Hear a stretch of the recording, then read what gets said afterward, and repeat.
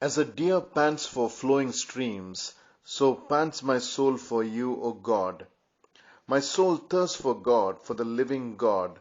When shall I come and appear before God?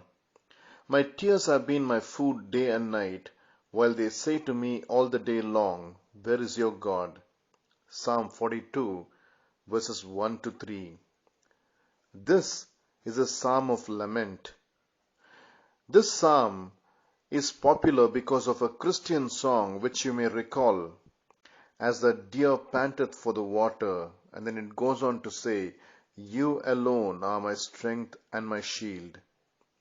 Sadly, that song ignores the context of the psalm from which it's taken.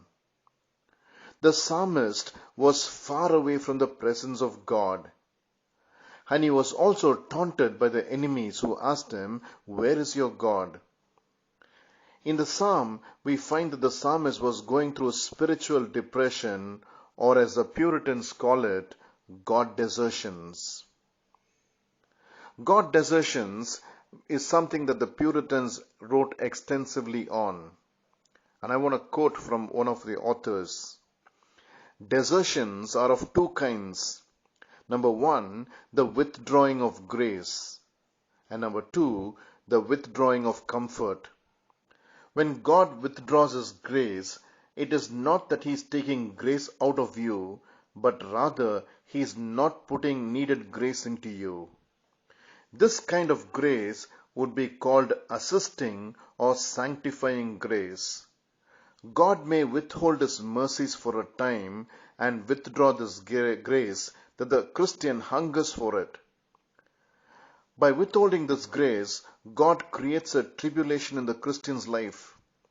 It is a tribulation of learning and teaching, for God does not desert us just for His amusement, but for specific purposes. He does this to teach us to utterly rely on Him and to remember afresh our desperate need of Him.